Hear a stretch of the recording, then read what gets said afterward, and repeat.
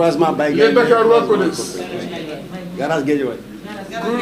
Voilà wolof ñi dañu ni lu loxo def loxo mën na ko dindi te lu wax ni mbéjum kanam borom moo koy fajal boppam am de yàlla ni haza wa jalla mbir bu tolloo fenn ni yaay jóg fajal sa soxla sa bopp.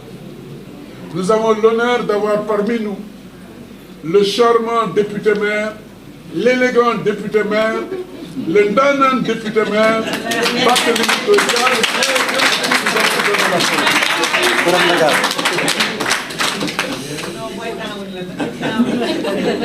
Mais merci cher. Je vais d'abord m'exprimer en français et ensuite m'exprimer en Wolof. Je voudrais d'abord remercier toute la presse nationale et internationale qui a eu à faire le déplacement pour venir couvrir ce point de presse. Et à l'entame de mon propos, saluer toute l'intercoalition qui portera le combat de Dakar. Et surtout interpeller les Dakaroises et Dakarois. Il s'agit d'abord de valeurs et de principes. Au-delà du parti pris, au-delà du militantisme, je rappelle que la politique, ce n'est pas de la religion. La politique, c'est d'abord l'art de vouloir servir son peuple. Mais dans la transparence, dans la vérité et dans la justice sociale.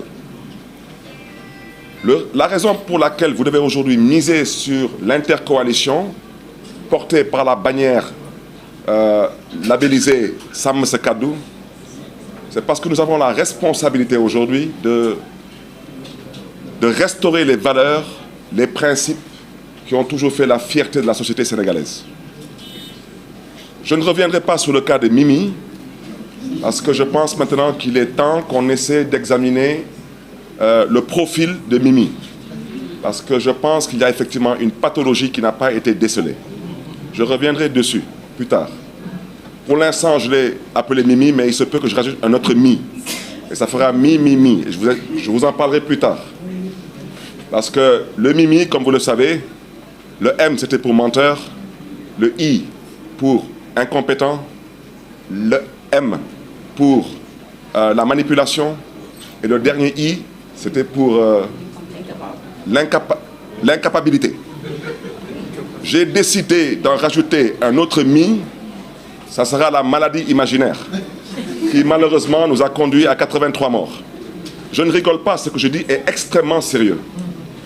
Quiconque aurait perdu un enfant, un ami ou un voisin sur la base des mensonges de Mimi, vous comprendrez aisément que ces personnes n'ont pas le cœur à rire. C'est la raison pour laquelle nous devons tout faire, si le bon Dieu nous donne demain la victoire à l'Assemblée nationale. Je suis désolé de le dire. Le Coran rejette le mensonge. La Bible rejette le mensonge. Au nom de quoi la société sénégalaise doit accepter le mensonge. Et nous sommes une société construite sur la base des religions révélées. Je ne reviendrai même pas sur tous les engagements qui relèvent du mensonge concernant l'emploi des jeunes, la cherté de la vie, la réduction du train de vie de l'État et j'en passe. Aujourd'hui, voici un régime qui est dans un désespoir sans précédent, mais qui continue à vouloir entretenir un discours populiste. Vous comprendrez aisément que quand un pouvoir est assis et bien assis à l'aise, il n'a pas besoin de prendre certains candidats, de les prendre en otage. Comme M. Bougane Gueye Dany qui se trouve actuellement dans les geôles de la prison de Tambacounda en otage. Un pouvoir qui est à l'aise n'a pas besoin d'entretenir la transhumance. C'est eux-mêmes qui hier dénigraient la transhumance. Et je vous invite à regarder aujourd'hui les 3 personnalités les plus importantes de ce pays, voire peut-être même les 4, si on exclut le président de la République et le Premier ministre. Le directeur du cabinet du président de la République, c'est de la transhumance. Le secrétaire général de la présidence de la République, c'est du recyclage. L'envoyé spécial du président de la République, c'est de la transhumance. C'est la raison pour laquelle je disais on a Tata Mimi et Tonton Mimi. Et je peux continuer à vous citer des actes concrets qui ont été posés et qui militent vers une transhumance à une échelle quasi industrielle.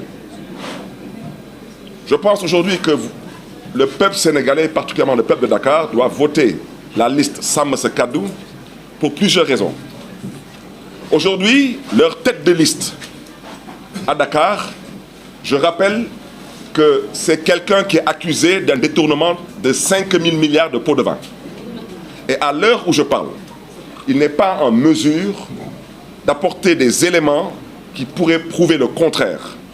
Je voudrais indiquer aux Dakarois et aux Dakaroises que vous n'avez pas le droit, vous n'avez pas le devoir, et surtout pas, l'histoire ne devrait pas retenir que vous avez donné une immunité parlementaire à une personne qui est accusée d'avoir pris 5 milliards de pots de vin. Et c'est eux qui ont appelé ici au Jubal Jubanti. Je souhaiterais que Dakar comprenne qu'elle a l'histoire avec elle, mais elle a aussi le futur de ce pays avec elle. Et pour le présent, elle a la responsabilité de marquer le coup. Aujourd'hui, vous comprendrez aisément que ceux qui ont appelé à une bonne gouvernance ont toujours décrié certains comportements. Aujourd'hui, on parle des scandales du port, de l'ONAS, de Laser, et quelqu'un a décidé de se substituer à la justice pour soi-disant blanchir ses militants et ses partisans. Mais toujours dans la même dynamique, la dynamique du mensonge, de la manipulation et maintenant malheureusement de la maladie imaginaire. Et c'est la raison pour laquelle nous invitons tous les Dakaroises et Dakarois à vraiment voter pour des principes, pour des valeurs. C'est très important. Je rajouterai seulement, chers concitoyens, vous avez la responsabilité de sauver ce pays.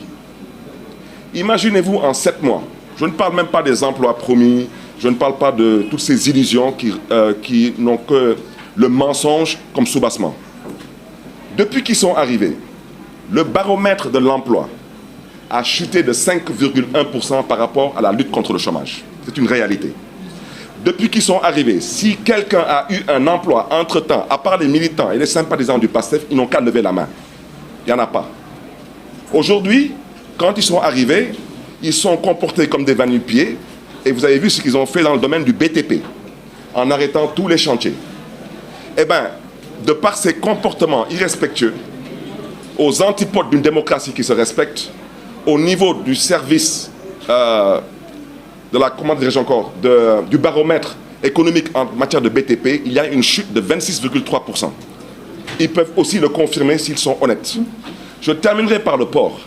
Le port, c'est la perfusion naturelle, la perfusion du gouvernement du Sénégal. Eh bien, ils sont arrangés en 7 mois pour que les activités chutent de 40%. Et cela a engendré 700 pertes d'emplois. Alors, je ne vais pas continuer parce que ce n'est pas un meeting. Il y a trop de raisons pour voter contre ce régime. Et il est temps de voter contre ce régime pour arrêter l'insolence et l'arrogance qu'ils ont en bandoulière comme élément. Et je reste convaincu, et je terminerai par cela, que nous avons le devoir et la responsabilité de sauver ce pays.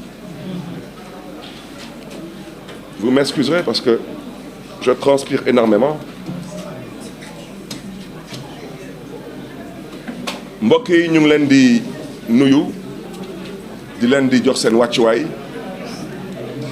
di am kontante ak mbégte tey ci ndaje bi nu ko Babacar Mbengue waxee di tête de liste bu département de Dakar je crois que nu mu ko waxee ñëpp mën nañ seede que loolu moo am tey ci dëkk bi wante man dama leen bëggoon artu rek ci ñaar ba ñetti point lu tax ñun ñuy sàkku ci mbokk yi ñu woteel ñu coalition Sàmm Sa Kàddu coalition boobu moom mooy xëcc tey lu ñuy woy la bannière daanaka ci coalition boobu takku wàllu mi ngi si jàmm ak jëriñ mi ngi ci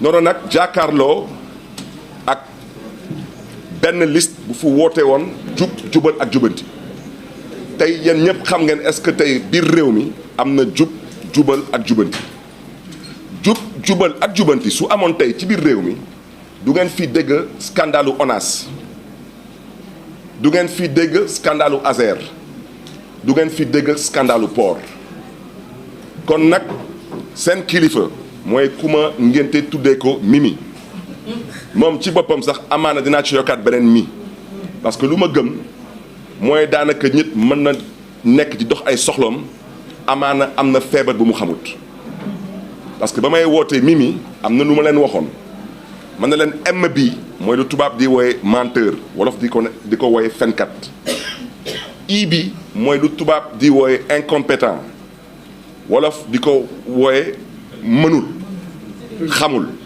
beneen M bi mooy lu tubaab di wooye manipulateur wolof di ko wooye dóorkatu marto beneen I bi mooy lu tubaab di wooye incapable wolof di ko wooye tële man daal nee naa danaa ci yokkaat beneen mii mooy maladie imaginaire parce que nit ki mën na dox foog na ni que moom lépp lu muy wax daanaka dëgg la te moom day fooy xelam di ngeen ma jéggal ci kàddu yi sax foog ma lancer challenge xale yi parce que tey politique tamit TikTok am na solo dinaa laaj élément Bart ak xale yu nekk ak ñun nañu lancer benn challenge ci mii premier prix dinañ ko jox 500000 deuxième prix dinañ ko jox 300000 dernier prix bi dinañ ko jox 200000 ngeen wutal ñu benn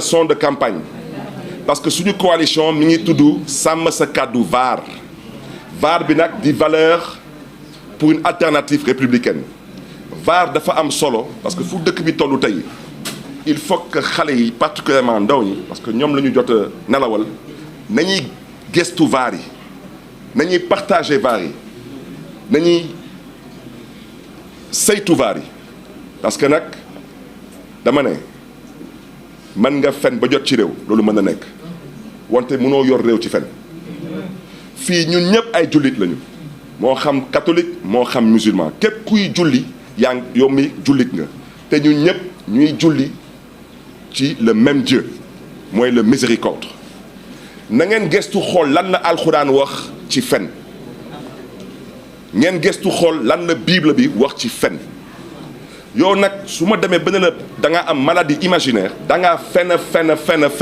ba dem Dakar Arena jàkkaarloo ak askanu Sénégal di bàkkoo ci sa ay fen taxaw ne yow dara musula dal waaye yow nag dara su la musulee dal musoo am benn feebar waaye yow ñu lay laaj ci couvre-feu ci weeru koor loo fa doon def yow mii yaa ma waxoon man mii da ngaa am feebar dellu si waat nekk musoo am feebar kon nag mbokk yi nañ ko déggee noonu lu alxuraan mënul nangu lu bible mënul nangu ñun askanu Sénégal noonu nañ am fulla ak fayda ba mën a fësal suñu diine loolu moo am solo parce que ñii su leen mayaatee ndam mooy ñun ñii weddi nañu alxuraan weddi nañu bible daanaka ñun ñii nangu nañu ko suñu biir société ab fenkat am na fi place parce que nag ku fen ba 83 doomu Sénégal ñàkk ci seen bakken nga taxaw ne da nga doon tappale yow mii nag yaa ñàkk ko jom moo tax mbokk yi